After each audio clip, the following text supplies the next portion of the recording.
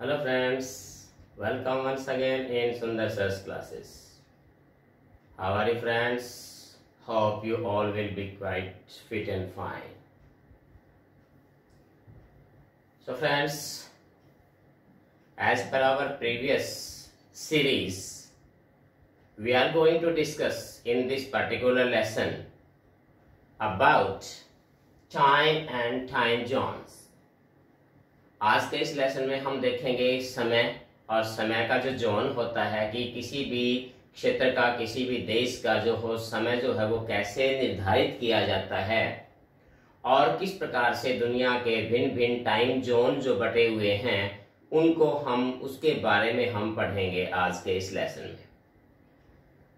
तो एक बार फिर उन फ्रेंड्स से मेरा निवेदन है कि अगर अभी तक आपने चैनल को सब्सक्राइब नहीं किया है तो इसे सब्सक्राइब कर लीजिए और इसे अधिक से अधिक शेयर भी कीजिए।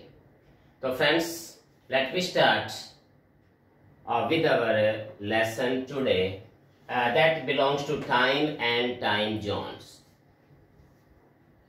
You know friends that whole the world is divided into different time zones. There are different times in different countries. कि हर देश में अलग अलग समय होता है। ऐसा क्यों होता है? पूरी दुनिया में एक ही समय क्यों नहीं होता? और टाइम जोन क्या होता है? कैसे किसी भी देश का समय निर्धारित किया जाता है? First of all we come to know that the earth rotates about it axis. हमें पता है कि धरती अपने अक्ष के चारों ओर घूमती है। Time taken to complete one circle is 24 hours. ये भी हमें पता है कि धरती को एक चक्कर लगाने में 24 आवर 24 घंटे का समय लगता है। अर्थ कंप्लीट 360 लॉन्गिट्यूड। आपको पता है कि धरती को एक चक्कर पूरा करने में 360 देशांतर रेखाएं या जो मध्याह्न रेखाएं हमारी होती हैं, जो हमारी मध्याह्न रेखाएं हैं उनको पार करती है धरती अपना एक चक्कर पूरा करने में। तो सिंपल से अगर हम कैलकुलेशन करें, in a very simple calculation we can to know the facts. क्या कि 360 डिग्री या 360 मेरिडियंस को पार करने में धरती को लगते हैं 24 आवर, 24 घंटे का समय लगता है। तो इस प्रकार से अगर हम देखें तो इसका मतलब क्या है कि अगर 15 डिग्री अगर हमें यानी 15 मेरिडियंस को पार करना हो तो धरती को लगेगा 1 घंटे का समय। 1 our in 1 hour taken to complete to cover 15 degree 15 meridians lines you can say कि 1 डिग्री। और इस प्रकार से अगर 1 डिग्री को अगर हमें पार करना हो तो 1 डिग्री को पार करने में जो पृथ्वी को जो टाइम लगता है लगभग वो क्या लगता है 4 मिनट का समय लगता है 1 डिग्री को पार करने में। तो ये एक सिंपल सी कैलकुलेशन थी। ये एक बिल्कुल साधारण सी कैलकुलेशन है जो आपको पता होना चाहिए कि टाइम जोन या मेरिडियंस का और समय का, मध्याह्न रेखाओं का या देशांतर का और समय का आपस में क्या संबंध होता है। चलिए अब हम बात करते हैं। ये तो हमें पता लगा लिया कि किस प्रकार से कि एक चक्कर पूरा करने में धरती को 4 मिनट का 1 डिग्री पार करने में हमें धरती को जो टाइम लगता है वो लगता है 4 मिनट का, 4 मिनट्स। तो इस प्रकार से अब बात आती है कि किसी भी देश का जो स्थानीय समय जो होता है, लोकल टाइम जो होता है, स्टैंडर्ड टाइम जिसको हम कह सकते हैं, how the standard time of particular country is to be find out, कि किसी भी देश का स्थानीय समय जो है वो कैसे निर्धारित किया जाता है। तो इसमें देखिए अगर हम बात करते हैं तो ये क्या निकल के आता है भाई, किसी भी केंद्रीय स्थान का जो भी एक जो केंद्र में, देखिए जैसे कोई भी देश है वो अलग अलग जो है उसके अंदर बटा हुआ होता है, उसकी जो फैलाव होता है वो काफी लंबा चौड़ा होता है। तो इस प्रकार से कि बात ये होती है कि हम उस देश का समय यानी किसको केंद्रीय माने। तो उसके अंदर क्या है कि जो भी देश की सीमाएं होती हैं उन सीमाओं का बिल्कुल जो सेंटर में यानी बिल्कुल केंद्र मध्य बिंदु के अंदर जो स्थान होता है उस स्थान को हम केंद्रीय स्थान मानते हैं, उसको हम सेंट्रल जो है प्लेस मानते हैं, केंद्रीय स्थान मानते हैं। और उस केंद्रीय स्थान का जो स्थानीय समय होगा, स्थानीय समय कैसे निकालते हैं मैंने आपको बता चुका हूं मैं कि हमें किसी भी देश की, देखिए समय निकालने के लिए हमें सबसे पहले जरूरत क्या होती है, सबसे पहले जरूरत होती है लॉन्गिट्यूड की, कि किसी भी देश, किसी भी स्थान का, किसी भी जगह का हमें लॉन्गिट्यूड पता होना चाहिए, किसी भी जगह का हमें मध्याह्न या उसका अक्षांश और मध्याह्न का पता होना चाहिए। अगर आपको इसके बारे में नॉलेज है तो आप किसी भी कैलकुलेशन करके आप उसका समय निकाल सकते हैं। तो स्थानीय समय जो निकलता है, उस स्थानीय समय को ही उस देश का स्थानीय या मानक समय माना जाता है। और अगर देश ज्यादा बड़ा है, जहां मानक समय जो है, टाइम जोन अलग अलग है, एक से ज्यादा भी टाइम जोन है, तो वहां केवल जो समय जो है या तो पूरे देश का या फिर क्या होता है उस टाइम जोन का जो है समय माना जाता है। तो इस प्रकार से हमें किसी भी स्थान का मानक समय जो है हम निकाल सकते हैं। We can find out the local time of particular place और टाइम जोन। तो इस प्रकार से जैसे मान लीजिए अब बात आती है हमारी कि जीएमटी क्या है। बहुत जब भी आप समय देखते हो, कभी भी आप इंटरनेट पे देखोगे, कभी भी आप टाइम देखोगे, अगर आप फ्लाइट्स का समय देखते हो या कभी भी कोई भी आप स्क्रॉल करते किस चीज को देखोगे, वहां आपको जीएमटी के साथ जीएमटी के साथ प्लस या माइनस लिखा हुआ मिलता है। तो जीएमटी का मतलब क्या होता है? सबसे पहले आपको ये पता लगाइए कि एग्जाम में भी पूछा जा सकता है कि फुल फॉर्म ऑफ जीएमटी या जीएमटी क्या है।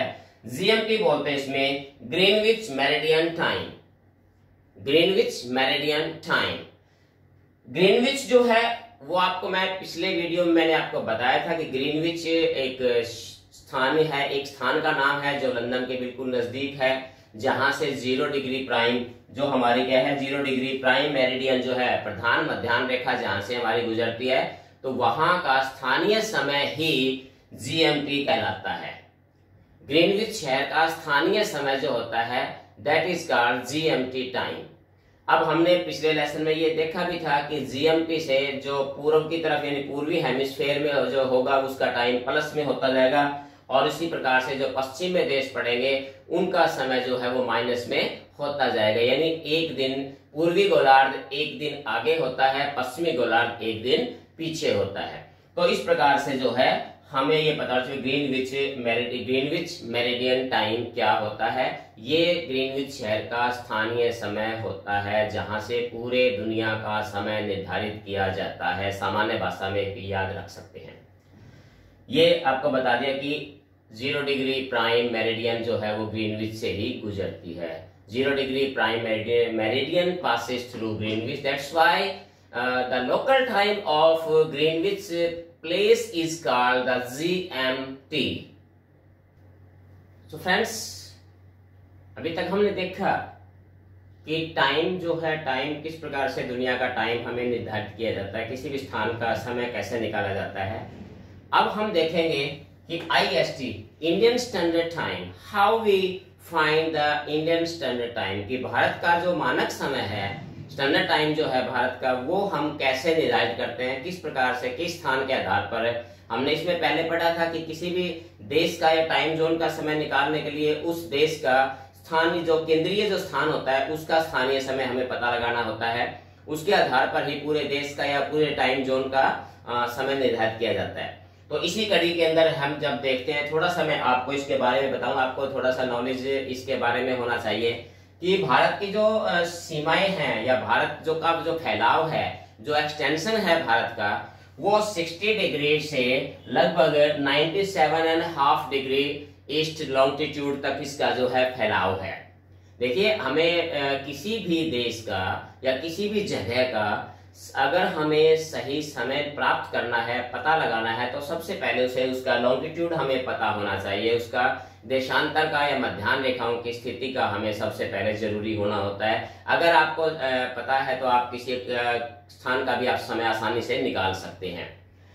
तो ये है, अगर हम इन दोनों का बीच का अगर डिफरेंस देखें, इन दोनों स्थान, इन दोनों जो मेरिडियंस है, इन दोनों मेरिडियन का लॉन्गिट्यूड का अगर हम डिफरेंस देखें तो इसमें डिफरेंस क्या आता है दोनों का, तो हमारे पास डिफरेंस जो आता है वो कितना आता है, लगभग 30 डिग्री का आता है। 30 डिग्री का मतलब कितना है, 2 आवर्स।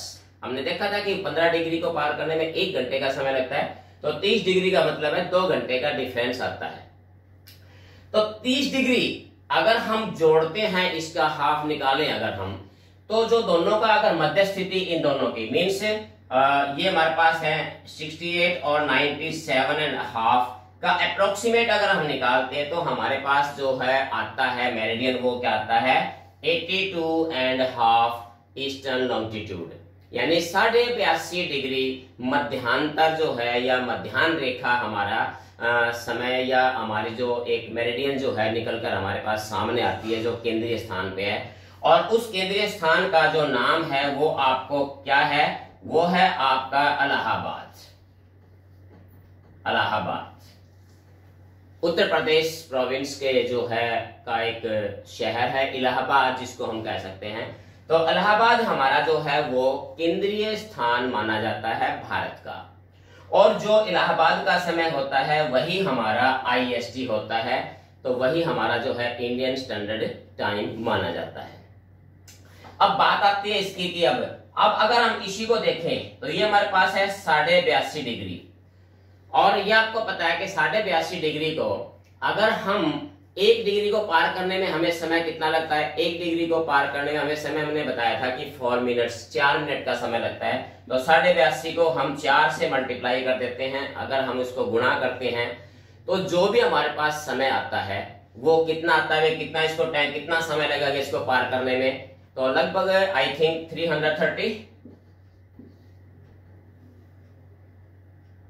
330 मिनट्स का हमें यहां आता है।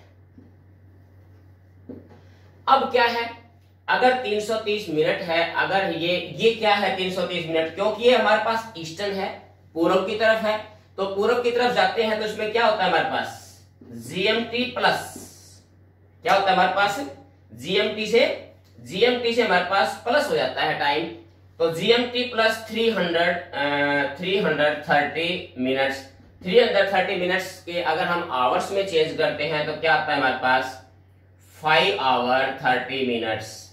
तो इसका मतलब क्या हुआ कि IST जो है इंडियन स्टैंडर्ड टाइम है वो क्या है, वो हमारा GMT से प्लस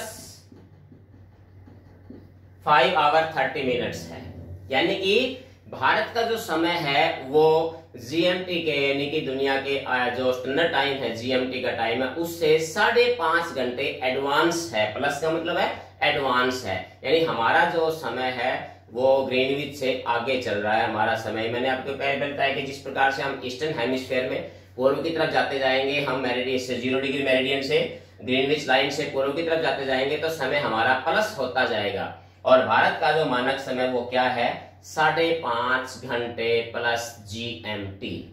तो जो भी GMT का टाइम होता है उस टाइम में अगर आप 5.5 घंटे ऐड कर दोगे तो समझ लेना कि आपका भारत का मानक समय आ जाएगा।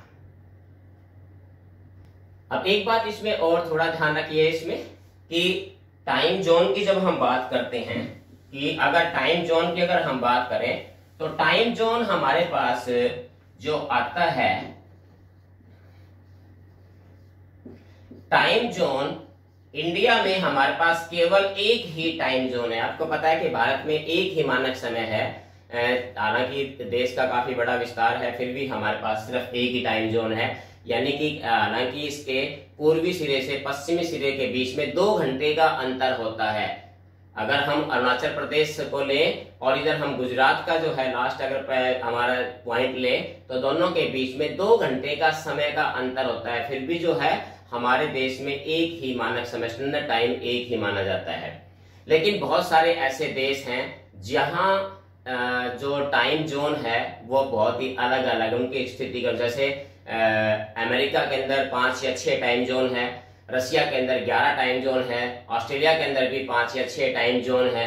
कहने का मतलब है चाइना के अंदर भी टाइम जोन जो है 1 से ज्यादा है। It means time zone depends on the length or expanse of a particular country. If the country is too much large in its extensions, then there are more than one time zone. तो इस प्रकार से एक से ज्यादा समय zone भी जो है वो टाइम जोन होते हैं काफी कंट्रीज में, लेकिन जो देश छोटे होते हैं वहाँ केवल एक टाइम जोन ही होता है। लेकिन भारत जो है एक बड़ा देश होने के बावजूद भी हमने यहाँ केवल एक ही टाइम जोन अपना रखा है। फ्रेंड्स, अब हमारा आखिरी पार्ट इसमें बचता है हमारा, वो है इंटरनेशनल डेट लाइन IDL, कि इंटरनेशनल यानी अंतरराष्ट्रीय समय रेखा कि देखिए कि कहीं ना कहीं, क्योंकि आपको पता है कि पृथ्वी जो है पूरी की पूरी क्या है, गोल है। तो हमें जिस प्रकार से हमने 0 डिग्री प्राइम, जो हमने 0 डिग्री जो हमने लिया था मेरिडियन लाइन जो था हमारी 0 डिग्री मेरिडियन लॉन्गिट्यूड जो था, जिसको प्राइम मेरिडियन जिसको हम बोलते हैं, उसके आधार पर ही हमने टाइम लाइन का निर्धारण हम करते हैं, समय रेखा का निर्धारण करते हैं। अब उससे आप चाहे पश्चिम की तरफ चले जाए चाहे पूर्व की तरफ चले जाए, दोनों तरफ जाते जाते जब आप 180 डिग्री मेरिडियन पे पहुंचोगे, जब 180 डिग्री मध्यांतर पर आप पहुंचोगे, मैंने देखिए आप ध्यान रखें, मैंने आपको बताया था चाहे पूर्व की तरफ जाए चाहे पश्चिम की तरफ जाए, 180 जो डिग्री की जो लाइन होती है वो कॉमन लाइन हमारी मानी जाती है। 180 डिग्री कॉमन मानी जाती है। तो वो लाइन जो होती है 180 डिग्री, वही हमारी अंतरराष्ट्रीय जो है वो समय रेखा मानी जाती है, 180 डिग्री मेरिडियन। और ये गुजरती कहां से है? ये लगभग जो है पैसिफिक रीजन होता है हमारा, जो पैसिफिक के बिल्कुल जो पैसिफिक रे हमारा जो प्रशांत महासागर है, बिल्कुल उसके बीचों बीच से ये रेखाएं जो ये टाइम लाइन हमारी जो है वो गुजरती है 180 डिग्री मेरिडियन। अब ये बात है इसमें कि इसकी जो रेखा है वो बिल्कुल ऐसी सीधी, आपको देखोगे तो ऐसी सीधी लाइन नहीं मिलेगी आपको। ये आप देखोगे तो इस प्रकार से, जैसे